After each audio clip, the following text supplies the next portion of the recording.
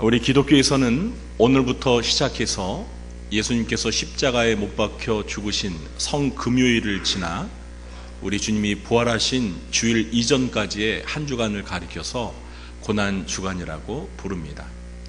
33년 동안의 예수님의 지상생애의 이 마지막 한 주간은 그야말로 십자가를 향한 고난의 행진이라고 말할 수 있습니다. 좀 더 정확하게 말한다면 십자가를 향한 고난의 행진은 예수님의 탄생에서부터 시작되었습니다. 왜냐하면 우리 예수님께서는 십자가에 못 박혀 죽기 위하여 이 세상에 오셨기 때문입니다. 그러므로 예수님의 생애 전체를 통틀어서 가장 중요한 하나의 사건이 있다면 그것은 분명 십자가에서 못 박혀 죽으신 사건입니다. 그리고 이 십자가의 죽음에 담긴 메시지가 기독교가 전하는 구원의 복음인 것입니다. 그래서 저는 이번 고난주간을 통해서 기독교 복음의 핵심인 예수 그리스도의 십자가에 담긴 중요한 의미들을 살펴보는 시간을 가지려고 합니다. 제가 오늘 특별 새벽 기도의 첫날을 맞아 우리 성도님들에게 꼭 당부하고 싶은 말씀은 기도회가 진행되는 동안 하루라도 빠지지 마시라는 것입니다. 왜냐하면 십자가에는 여러 가지 중요한 의미들이 있는데 그것들이 다 중요하기 때문입니다. 그러니까 다 들으셔야 합니다. 오늘 하루 제가 전하는 이야기를 들었다고 해서 십자가의 의미를 다 이해하신 것이 아닙니다. 특히 무슨 일이 있어도 내일은 절대 빠지지 마십시오. 이번 한 주간 동안 다루는 십자가의 여러 의미 중에서 가장 중요한 것이 바로 내일 다루게 될 대속의 십자가입니다. 그러면 오늘은 안 중요하냐? 물론 오늘도 중요합니다. 왜냐하면 오늘 다루는 내용을 이해해야만 내일 다루는 말씀을 제대로 이해할 수 있기 때문입니다. 오늘은 십자가에 담긴 첫 번째 의미로서 저주의 십자가라는 제목으로 여러분과 함께 은혜를 나누려고 합니다.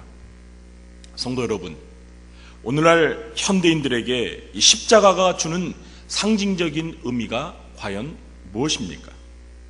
아마도 희생, 헌신, 봉사, 사랑 이런 것들이 아니겠습니까? 분명 오늘날 사람들에게 십자가는 매우 긍정적이고 경건하고 또 낭만적이고 친근한 상징임에 틀림이 없습니다. 그래서 기독교인이 아니어도 십자가 목걸이를 액세서리로 사용하는 사람들이 많습니다. 자, 그런데 과연 지금으로부터 2000년 전 예수님 당시에 사람들에게 십자가는 오늘날과 같이 이런 상징적인 의미를 가지고 있었을까요? 결론부터 말씀드리자면 전혀 아니었다는 것입니다. 저는 오늘 이 시간에 2000년 전 예수님 당시의 사람들에게 십자가는 어떤 의미를 가졌는지에 대해서 살펴보려고 합니다. 옛날 예수님 당시의 사람들에게 십자가가 어떤 의미를 가졌는지 제대로 이해하기 위해서는 가장 먼저 십자가가 무엇을 위해서 사용된 도구인지를 알아야 합니다. 여러분, 십자가가 무엇을 하는데 사용되었습니까? 네? 십자가는 죄인을 처형시키는 데 사용된 사형틀이었습니다.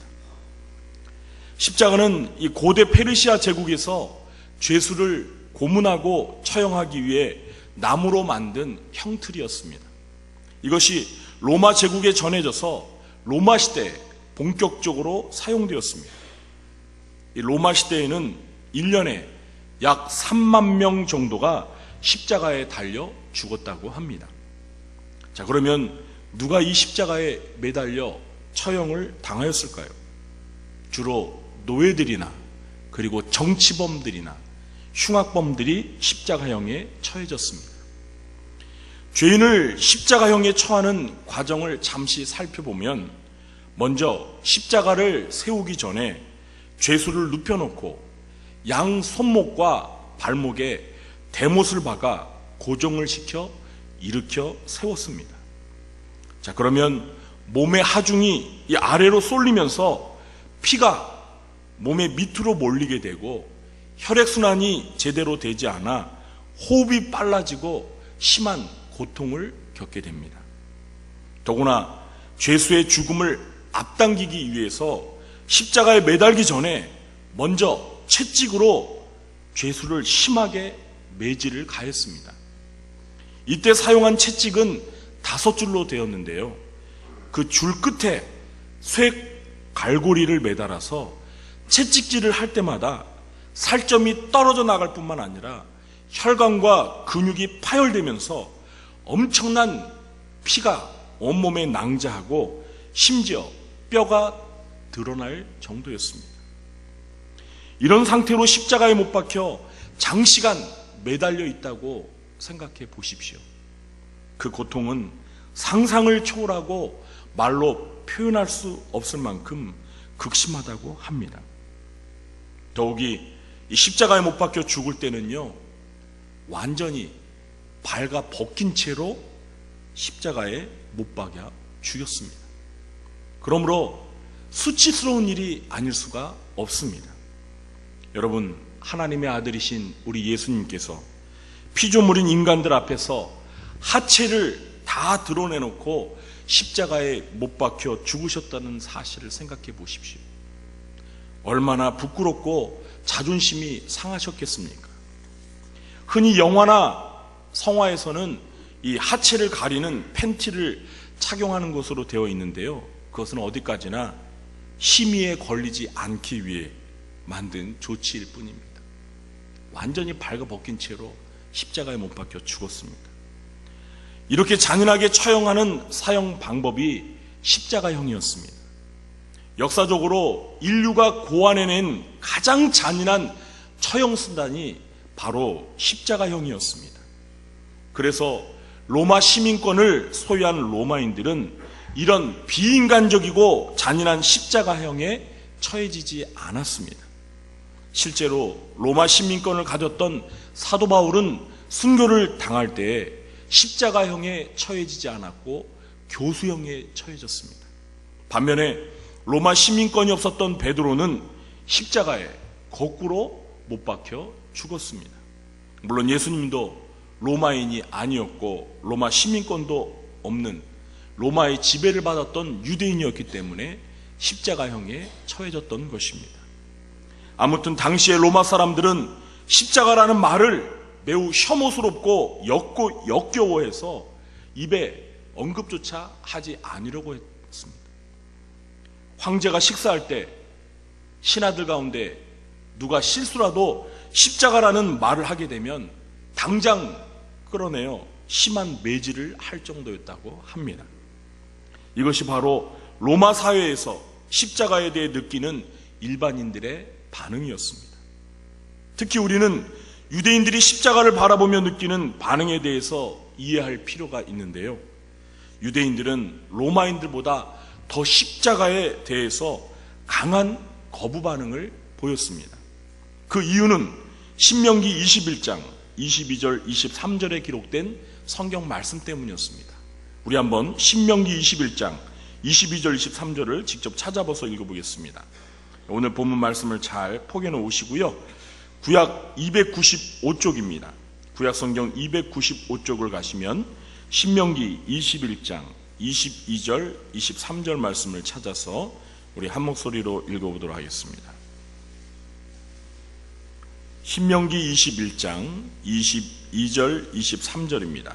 구약 성경 295쪽 다 찾으셨으면 아멘 하시기 바랍니다.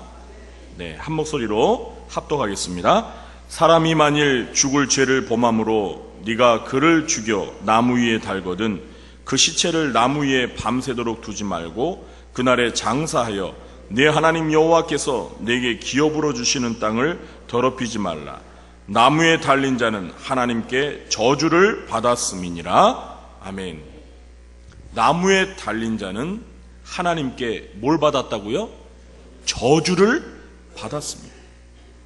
유대인들은 나무에 달려 죽은 자는 하나님께 저주를 받은 자라는 이 신명기의 말씀 때문에 죽을 죄를 지어도 차라리 돌에 맞아 죽을지언정 나무에 달려 죽는 것만은 피하려고 했습니다. 그런데 하필이면 이 로마 제국에서 사용하는 십자가가 나무로 만들어졌고 또 십자가형에 처해지면 나무에 달려 죽었기 때문에 유대인들은 더더욱 십자가형을 두려워하고 저주받은 죽음으로 여겼던 것입니다. 따라서 예수님 당시의 사람들에게 십자가가 갖는 상징적인 두 가지 의미는 이것입니다. 첫 번째, 십자가는 중죄인을 처벌하는 잔인한 사형 수단입니다. 두 번째는 십자가는 곧 하나님의 저주를 의미했습니다. 그러므로 예수님이 십자가에 못 박혀 죽었다는 것에는 두 가지 의미가 담겨 있습니다. 첫째는 예수님의 십자가 죽음은 죄에 대한 형벌적인 죽음이라는 것입니다. 둘째는 예수님의 십자가 죽음은 하나님의 저주를 받은 죽음이라는 것입니다. 다시 말해서 예수님의 십자가 죽음은 죄에 대한 형벌로서 하나님의 저주를 받은 죽음이었다는 것입니다. 그러면 여러분, 우리는 예수님의 십자가 죽음을 바라보면서 이런 질문을 던져야 하지 않을까요? 예수님은 도대체 무슨 큰 죄를 지셨기에 그토록 잔인하고 고통스러운 십자가에 못 박혀 죽으셔야 했을까? 그런데 여러분, 예수님이 정말 무슨 큰 죄를 지어서 십자가에 못 박혀 죽으신 것입니까? 이 질문에 대해서 오늘 우리가 읽은 성경 본문 갈라디아서 3장 13절은 우리에게 답을 주고 있습니다. 갈라디아서 3장 13절로 돌아오셔서 우리 다시 오늘 본문 말씀을 함께 읽어보도록 하겠습니다. 그리스도께서 우리를 위하여 저주를 받은 바 되사 율법의 저주에서 우리를 속량하셨으니 기록된 바 나무에 달린 자마다 저주 아래 있는 자라 하였음이라. 여기에서 우리가 눈여겨보아야 할 표현은 그리스도께서 누구를 위하여? 우리를 위하여 저주를 받은 바 되셨다는 것입니다. 예수 그리스도께서 저와 여러분을 위하여 십자가에서 저주를 받으셨다는 것입니다. 다시 말해서 저와 여러분이 지은 죄 때문에 우리가 받을 저주를 예수님이 대신 받으셨다는 것입니다. 우리는 이 사실에 대해서 내일 본격적으로 자세하게 다루게 될 것입니다. 오늘 이 시간에는 여러분 이것만을 기억하십시오. 예수님이 못 박혀 죽으신 십자가는 바로 우리의 죄로 인한 하나님의 저주를 받은 십자가였다는 사실을 말입니다. 이제 오늘 말씀을 정리하려고 합니다. 지금으로부터 2000년 전 예수님 당시의 사람들에게 십자가는 오늘날과 같이 희생과 헌신과 봉사와 같은 그런 낭만적인 의미와는 거리가 멀었습니다. 그 당시 사람들에게 십자가는 한마디로 저주받은 죽음, 그 이상도 그 이하도 아니었습니다.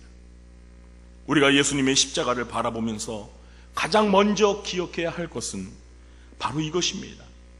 예수님의 십자가는 인간의 죄가 가져다 준 무서운 하나님의 저주에 대한 형벌이라는 것입니다. 사랑하는 성도 여러분, 우리는 고난주간을 맞아서 가장 먼저 예수님이 못 박히신 저주의 십자가를 바라보면서 우리의 죄인됨을 깊이 생각해야 합니다. 예수님은 바로 저와 여러분의 죄 때문에 하나님의 저주를 받아 십자가에서 고난과 수치와 모욕을 당하시고 죽임을 당하신 것입니다. 이 사실을 기억하면서 오늘 이 시간 예수님의 십자가 앞에서 저와 여러분의 죄를 깊이 철저히 고백하며 회개하는 그러한 은혜가 여러분과 함께 있게 되기를 주님의 이름으로 간절히 축원합니다. 이 시간 우리 함께 기도 제목을 나누고 합심하여 기도하도록 하겠습니다. 먼저 우리 교회의 비전과 5대 핵심 가치, 그리고 서로 사랑하라는 2017년 표의 말씀을 기억